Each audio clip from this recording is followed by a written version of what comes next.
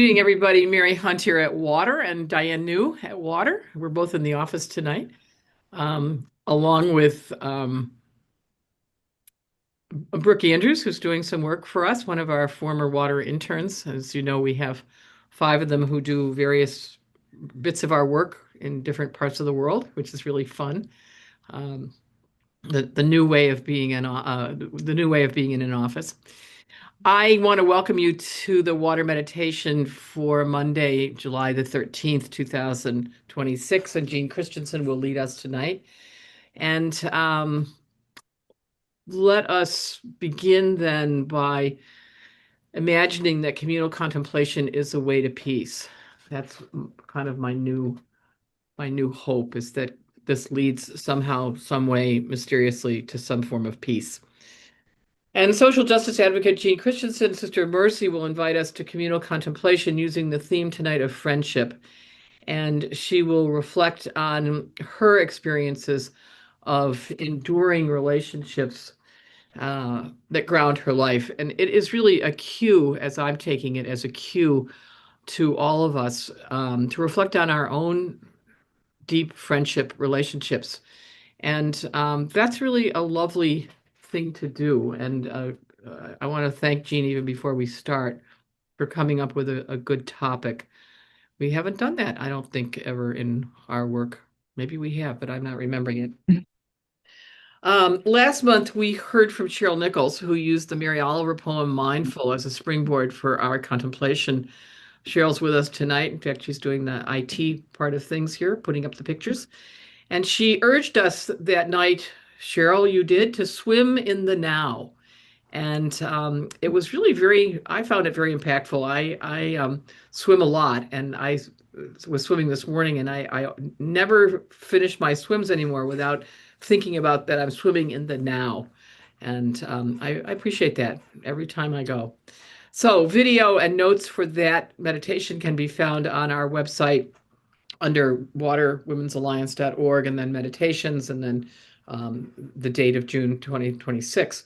So thank you to you, Cheryl, for another very meaningful session. Let's turn then to our land acknowledgement, something that we've incorporated into our programs for a number of years, a way of looking at the systemic injustice that Indigenous and other people of color face, at least in the US, and I'm sure in other countries as well. We at Water are on Indigenous land in Silver Spring, Maryland, the traditional and contemporary land of the Piscataway and Anacostan peoples. We acknowledge the trauma and injustice that they have experienced, and we know that it is in the U.S. culture and history. We join in efforts to eradicate it and to make reparations for the genocide involved. And our work in every instance, tonight with meditation, later this week with a water talk, later in the month with a liturgy, and all the work around the office is aimed at social justice. We make no pretense of it. I don't think there's ever been a moment when it has been more urgently needed than right now. So please consider the Native people on whose land you sit, and if you want to put their name in the chat as a way to acknowledge them or to remind yourself of who they are, feel free to do that. So as we take our hour together, let's take a moment to mention the fact that at least, and I'll speak now as an American from the US, that this current administration will not last forever. It should not have ever started. For a president of any nation to make billions of dollars in office while people can't feed their families or put gas in their cars is to live, at least for me, with deep contradiction. May I say evil? I've begun to think about it as mortal sin on steroids. I think what we're living now is mortal sin on steroids. And that's a packed expression, but I mean it in the full sense of the term, because it really, I don't know about you, but there's just a kind of disquiet for me to live in a culture like this, and now to realize that the National Guard, armed, who have been posted to Washington, D.C., will not be here just for a couple of months, but they will now be here until the new administration takes over in 29. So we're going to have armed national troops in Washington until then. And it's creepy to go on the metro and to see armed guards. So I just want to just put that out there as the context in which we sit together tonight. hoping that what we do here will be a way to, we'll have some, I don't know how, but we'll have some kind of transfer of energy toward peace. So, for those who are new and for those who may not have come recently, you'll just say how we use this. Our presenter will make a short offering of her wisdom or his wisdom, and then I will ring a bell. You'll hear it if I.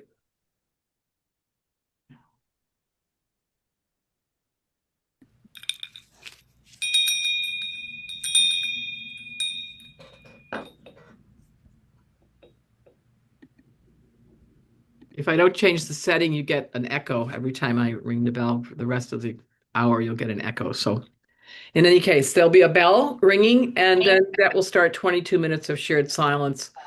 And at the end of that time, I'll ring the bell again and open the floor for any who wish to add a reflection to the mix. So at the moment, just keep your audio muted so that you give us a good, clear line to hear our presenter, Jeanne Christensen. But then when it's time for conversation, I'll give further instructions as to how to raise your hand and then join in the conversation. Don't feel that muting yourself now is somehow to exclude you. Let me introduce Jeanne Christensen, Sister of Mercy, who I observe has a gift for friendship. She's been in water circles for some years now and has found friends here and is a friend here. I think that's the most important thing I can say about Jeanne Christensen, and I treasure our friendship. Jeanne is very actively not retired, working to end human trafficking and serving on boards and committees as needed in Mercy circles and beyond. She lives in Omaha, where she's active on Mercy social justice priorities that include women, the environment, extractables, and the like. And she's someone you want on your team. We learned 2 months ago that Jeanne guards her rest and relaxation time. Who was there recalling her last meditation? It was called Rest in the Time of Chaos. It's mine and you can't have it, or me. Do you remember that? It was great. Some people are, yes. Cheryl's, yes. Bernadette, yeah, yeah. I'm sure others were here too. She encouraged us in that meditation to protect our rest time, our recreation, our vacation, our nap times, because they're so necessary to healthy living. It's not easy to do that for the type A's among us, whoever you might be. She said guilty as charged, but she's right, just as she will be right tonight in sketching the incomparable blessings of friendships. I am confident that she will be right. Welcome and thanks, Jeanne, for bringing us these good messages. It's great to have you. Thank you. It's very good to be. It's also nice to see a couple familiar faces on this screen. Kathleen Kennedy and I have a Kansas City, yay, history. And Kathy is part of the Mercy Circle as well. So that's lovely. And Mary, a footnote to your comments about our society. Hopefully our friendship is part of that which lifts those of us who are feeling burdened by the world or the country that we're living in now. I had a conversation over the weekend with a friend and talked about it being people being depressed because of what's happening. So I think we need our friends to help us out of that as well. That's not part of what I had written, but that happened. The theme is that constant use will not wear ragged the fabric of friendship. It's a Dorothy Parker quote. So several months ago, Mary sent out all the dates for the year to come, and one of them was July 13th. So I said, oh, I'd like July 13th. And she said, okay. And then I said, is friendship an appropriate topic? Well, of course. I've written a book about it, Mary says. Well, what I really thought was, well, that was good. Now what do I have to say? I hadn't read it, but Mary was kind enough to send me a copy with a note that said, you know a lot about this. She was right. She portrays friendship as an enlivening, fierce tenderness. As we are reflecting tonight, think of the women with whom you share friendship. Think of them by name, see their faces, How have they affected your life or you have affected theirs? Question. Why did I want July 13th in friendship? Because it is the 83rd birthday today of my dear friend Joan, who is now widowed. We were 6 when we met in 1949 and began first grade together. You will see an image of us in 1949 during meditation. To save you the math, that was 77 years ago. And I was going to tell you our story, which you might appreciate or not. Then I thought of my beloved Pat, my intimate companion of 39 years. She disappeared into Alzheimer's and died in September 2024. Another great story. Thinking of my experiences as maybe unique, I found out very quickly they weren't.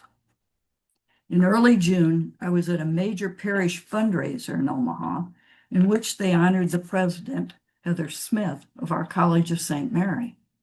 She had invited along her longtime friend Stephanie, a county court judge, to share our table of celebration. They met in third grade in 1961, 45 years ago. I watched their interactions and knew how close they were. They resembled Joan and me in our relationships and interactions. The next day, I stopped to greet one of our residents, who just happened to be one of my mother's younger church friends. She introduced me to her 2 girlfriends who were visiting. Yes, they've been friends for more than 40 years, and they were thrilled to be thought of as longtime friends. A month later, 2 visitors came to play cards with one of our residents, their Friday morning usual, regular get-together, a ritual, they called it. These women had been friends for more than 50 years, and they were proud of that. Lastly, in mid-June, I participated in a 4-day gathering of the whole, where more than 500 Sisters of Mercy from the United States, Guam, and the Philippines gathered, while another 100 or so of our sisters from Central and South America gathered in Panama City, because it wasn't safe for them to come into the United States. Technology was extraordinary those days because we could communicate directly, visibly, and verbally with those sisters. Also extraordinary was the vibrant aliveness of friendship. For me, having a long, heartfelt conversation with the only other sister still in community who entered the day I did 65 years ago. Our conversation picked up where we left off the last time we were talking. Distance makes such in-person conversation infrequent. Everywhere I looked, I saw and felt friendship among all of us. So I say, stay aware. Friends are all around. How many of us in this Zoom tonight are friends? Aren't we lucky? I am very blessed by mine, those who are living, those who are deceased. Friendships filled with that fierce tenderness.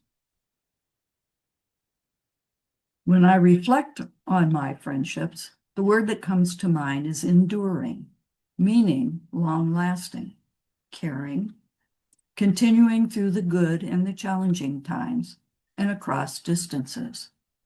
It is endearing at the same time, affectionate, warm, fond, loving.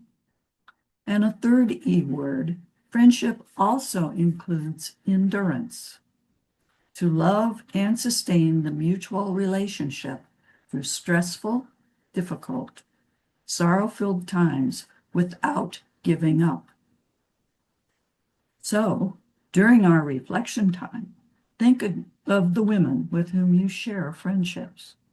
Think of them by name, see their faces, and consider how has endearing, and/or endurance been part of your relationships.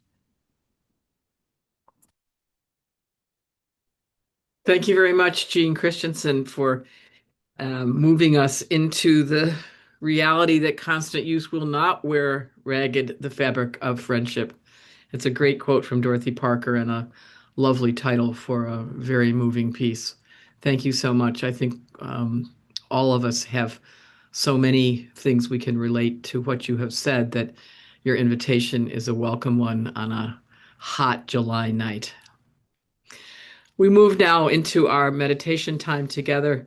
And just imagine as you contemplate your people that everyone's people are in the circle. That will make us legions. I'm going to now ring the bell and we'll return in around 20 minutes.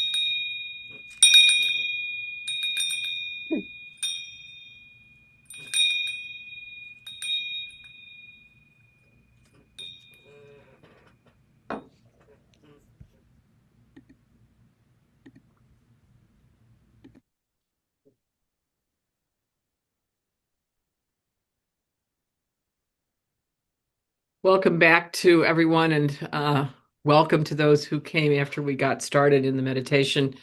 You're always welcome to join us whenever you get here.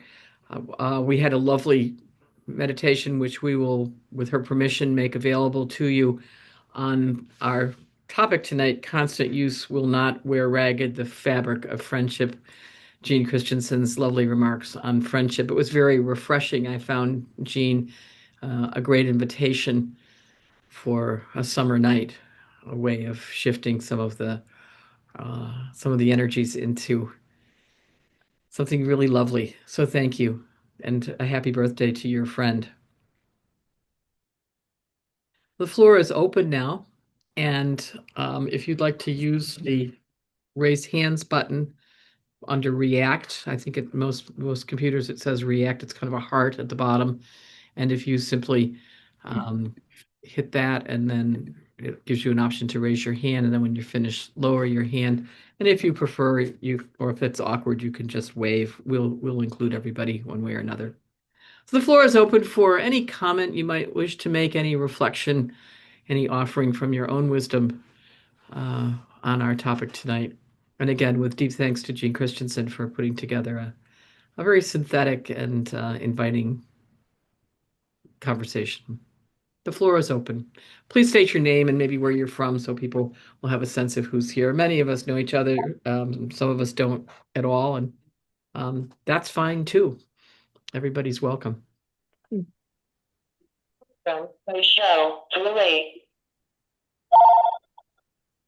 Okay, Paula, do you want to go first? Okay. Thanks, Jeanne. That was wonderful. It brought back some beautiful memories to me. I mean, just Sunday, I just came from a large family reunion of 300 cousins. That's brothers and sisters and our kids and cousins' kids and their kids and grandkids. And anyhow, I had a picture taken with one of my cousins that I grew up with. Our next birthdays will both be 80. And I'm 6 months older, so we grew up from baby on, grade school, high school, everything together, everything. And I'm going to try to put our picture in there. I don't know if it'll show, but oh, it just left. Um, at any rate, it was very interesting because um, politically we're opposite.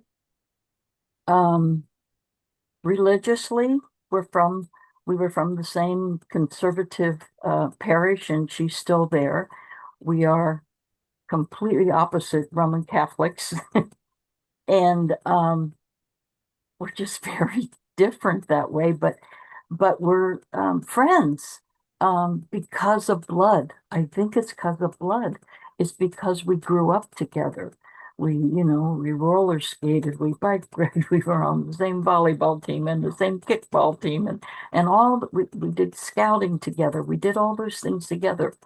But as we got older, it just seems uh, whatever, different life changes, for each of us, and we went our ways.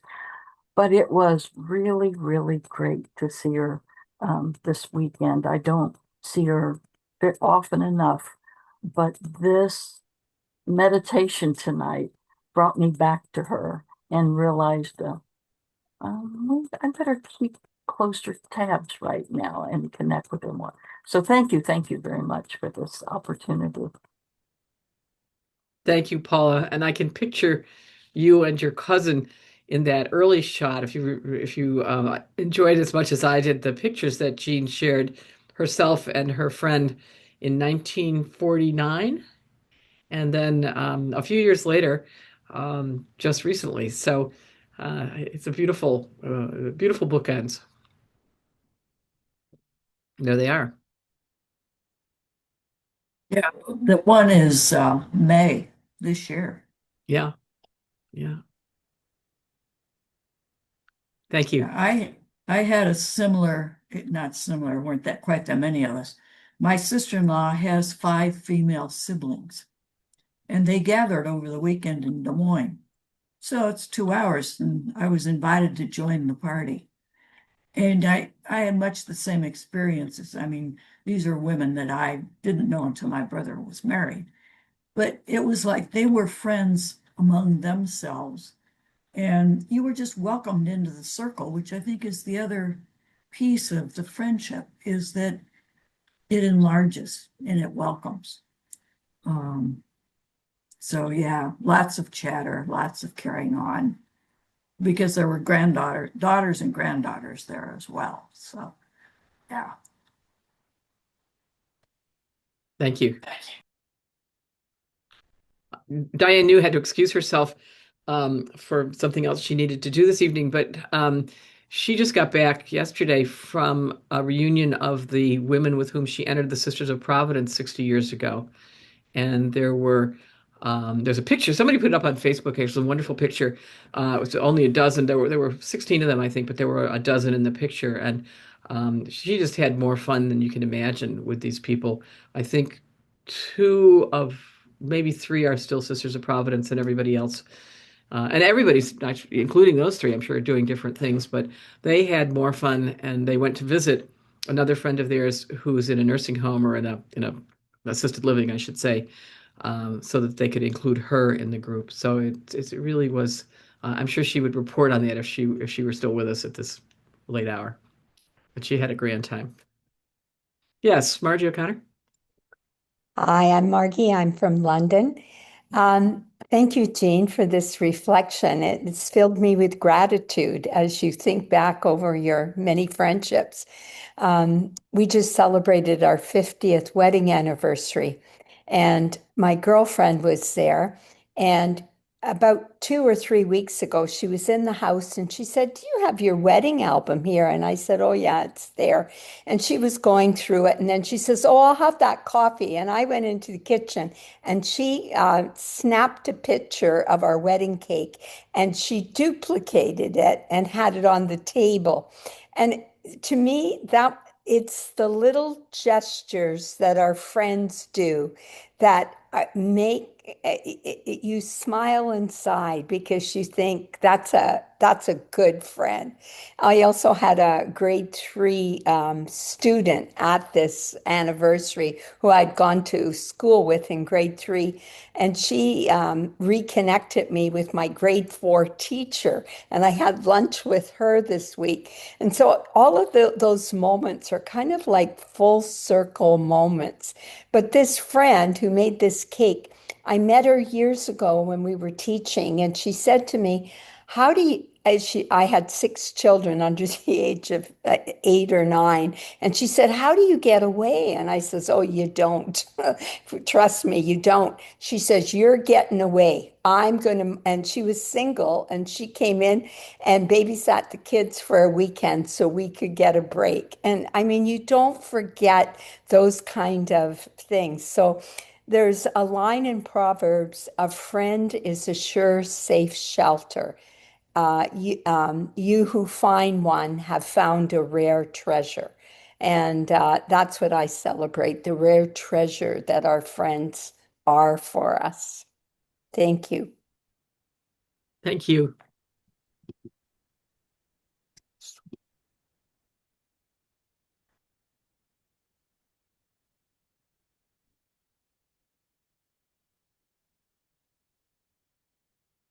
The floor is open.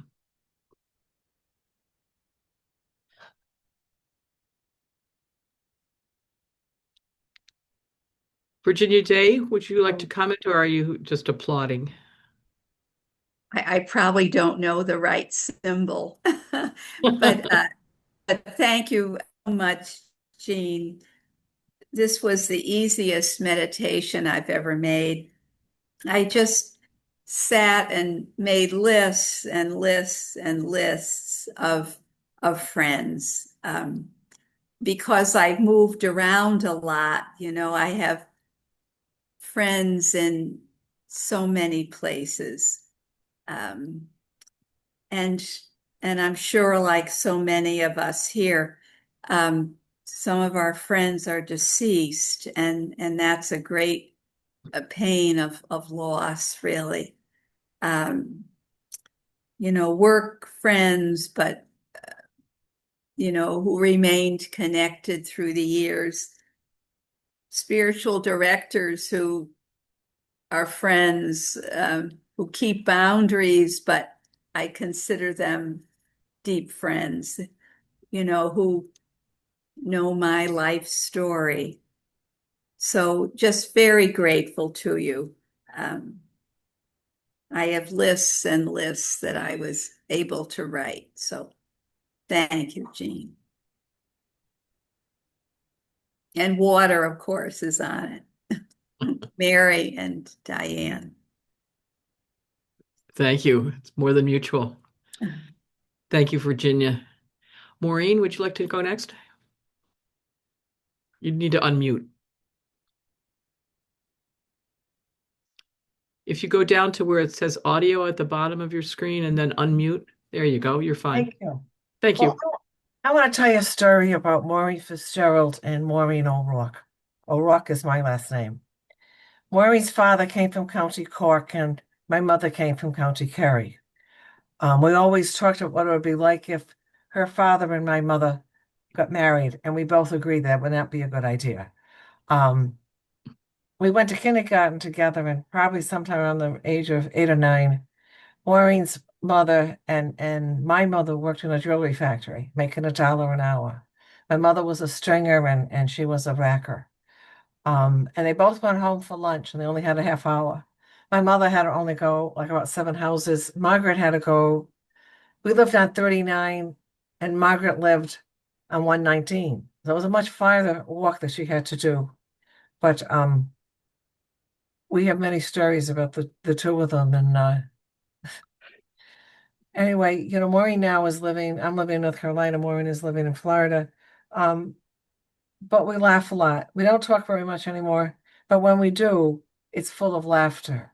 It's full of memories of us being at the school called the Assumption with the Sisters of the Cross and Passion, who were strict. I mean, they really did fill up the name, the Sisters of the Cross and Passion. Then we went to St. Xavier's together where we had the Sisters of Mercy. So, there's the childhood and all those wonderful stories of the childhood. Maureen, I'm going on too long, so I'll stop. But that's what it reminded me of. It reminded me of my dear, wonderful friendship with Maureen and the fact that we were always called the two Maureens when we were in school together. So thank you. This was lovely. Thank you. You've added to it.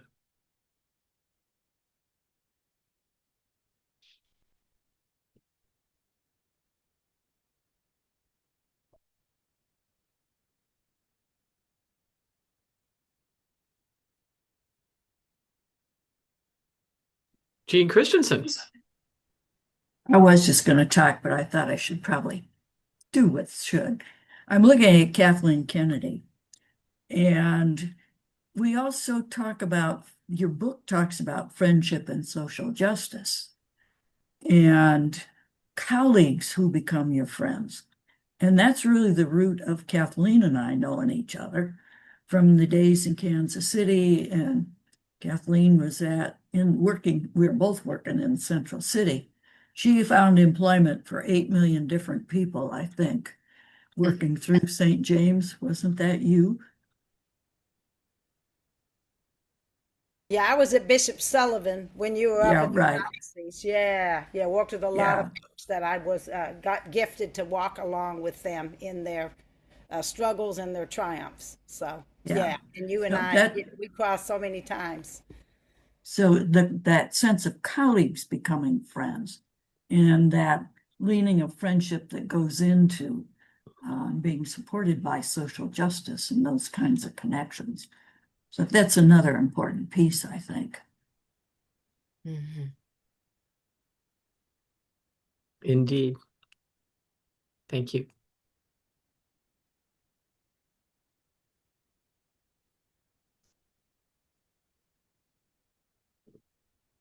Cheryl Nichols. Thanks, Mary. It was wonderful hearing so many stories of people, of those of you who have friends from elementary school.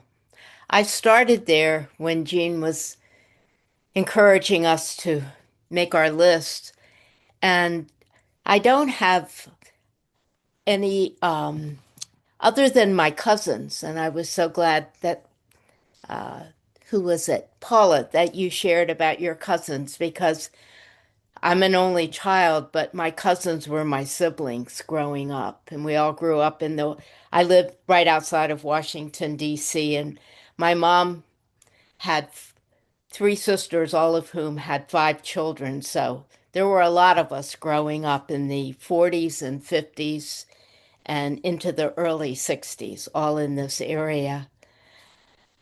But I have four high school friends that we are joined at the heart. And I just had lunch with one of them a week ago in Delaware. She lives in Delaware, and she's had a lot of health challenges in the last year and a half, 2 years. So I try to get together with her as often as I can. And, we're part of each other's history. And I think that's what pretty much so much of the sharing has been tonight. When we have these shared histories, we just pick up from where we leave off. People that we haven't seen for years, but we have that long-standing, what Jeanne called an enduring connection that you just pick up. You don't have to, there's no quiet time. There's just a lot of time for sharing. And what you just said, Jeanne, about meeting people in terms of ministry, picking up people along the way. And I think these last 10 years of working at a food pantry at church and being part of a book group at our church has given me the opportunity to form really strong and deep relationships with people who share ministry visions, social justice visions, and it's through the community, as Mary said at the beginning, that I think we can make a difference in our society. So I'm grateful for all these memories, and thank you, Jeanne. Again, like Virginia said, a wonderful, easy meditation. Thanks, Cheryl.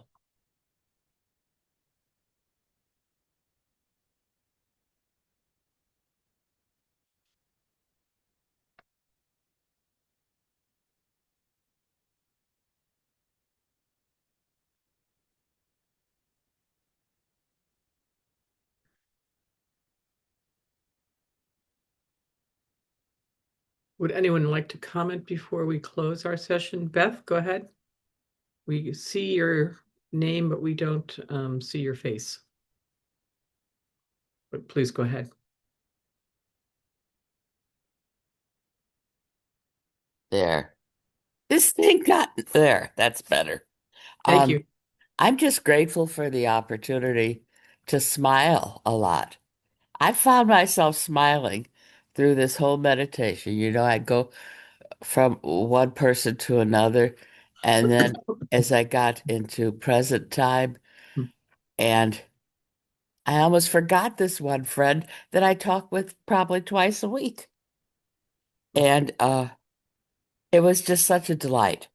And so I'm grateful to you, Jean, for precipitating this journey and the loving heart that smiled all through the recollections.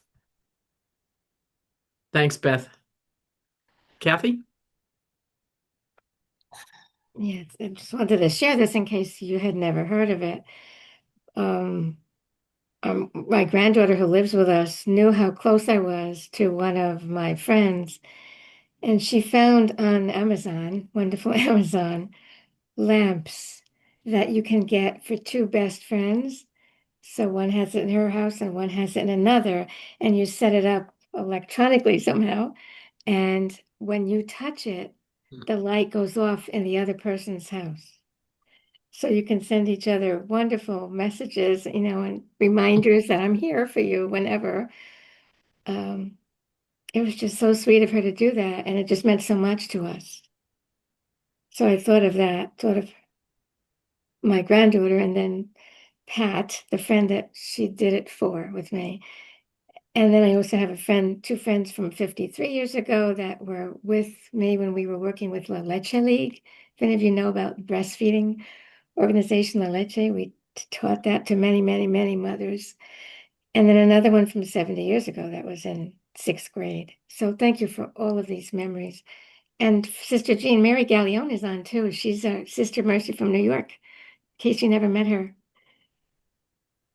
But thank you so much, Mary. Thanks, Kathy. I suspect the Mercies. Jean, go ahead. I was just going to say, if she were one of the 500, I probably missed her.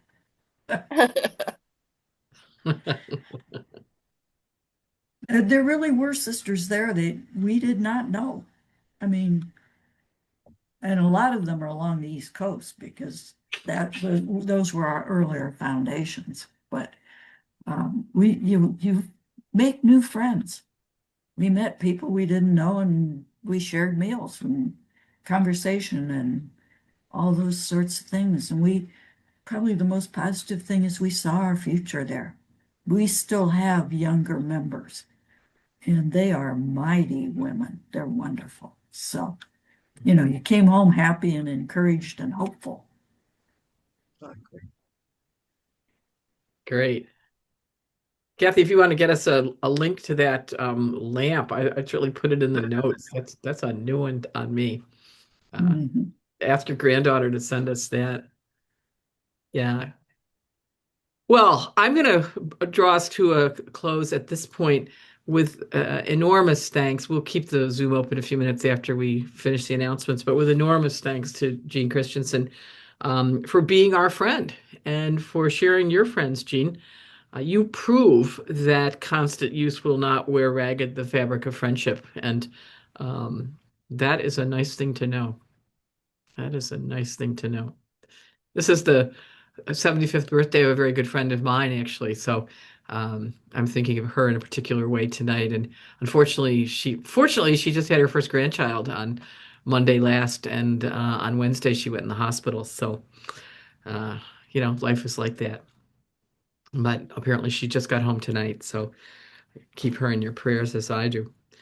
So let us rejoice with all these good people that we've had cross paths with, and rejoice with one another, and look forward to more and deepening friendship with all the people we've mentioned and the gazillion we haven't even begun to touch upon. What a lovely, lovely way to spend an evening. Thank you, Jeanne Christensen, one more time. Wednesday this week, and special thanks to Cheryl for getting those pictures up. I love the pictures. They're just, those two little girls and these two beautiful women. I mean, it's just a great juxtaposition and melding, really. If it's really one picture, but it's just great. Thank you. Wednesday this week, we will have Global Feminism Today conversation with Kwak Puilan and myself. It's going to be a combination of our regular water talk, and it's going to be on live stream, so you can see it on YouTube, sort of adding a dimension. Kwak Puilan as many of you know, is a very, very distinguished feminist theologian, born in Hong Kong and studied here, and is one of the leading Asian feminist theologians. And she has written an article called "Translating Global Feminism: Can We Build a Global Movement in Our Time?" Question mark. And we're going to talk about the question mark and see where we go with it, and invite other people, of course, into the conversation. So that's going to be fun and new. Excuse me, in terms of having the live stream simultaneously going on, and it'll be an interesting to see how her folks and water people and all of us feel about this. Is this a movement that we can build, or has its time come and gone, or have we made so many mistakes, especially women who look like me? Have we made so many mistakes with international colleagues that we've blown it? I mean, it'll really be an interesting conversation. So join us if you can. It'll be Wednesday this week, the 15th, 1 o'clock Eastern time. And it's on Zoom and YouTube. She has a Substack called Quack and Roll, which I think is one of the great titles. So Quack and Roll.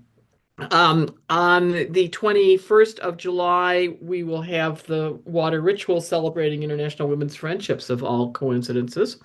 And Global International Day of Friendship is celebrated on July 30th, and it certainly deserves a party. So Diane New and the liturgy people will be sharing similar to this, but really unconnected. We didn't plan it this way, about friendship being a gift for everybody, and something that's available to everybody. Some of us have friends that are with us a lifetime, others are with us for a weekend. I mean, it's just, friendship is one of those funny things.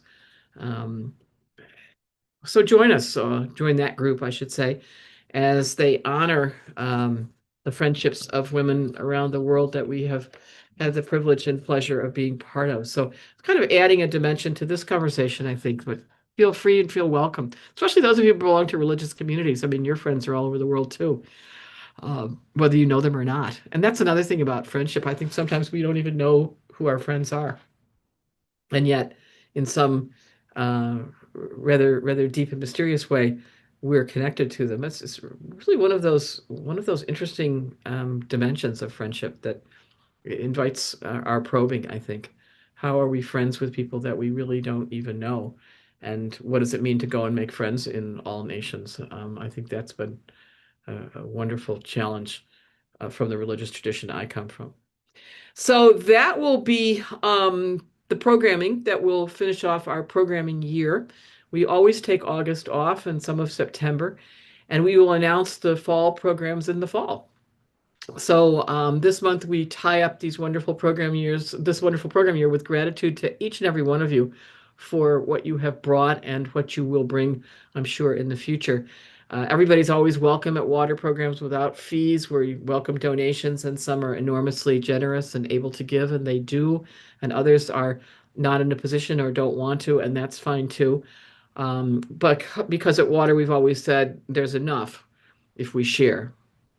If we share, there's enough. And Jeanne Christensen shared so generously tonight that there was more than enough. There was an abundance tonight. This was a night of abundance. So warm wishes to you for a safe and pleasant summer and a peaceful season ahead. We can but hope. And I have long believed that it was not how we live or how we age, but it's with whom we live and with whom we age. So I go tonight heartened by your stories and your experiences and the opportunity to share them. So thank you very, very much.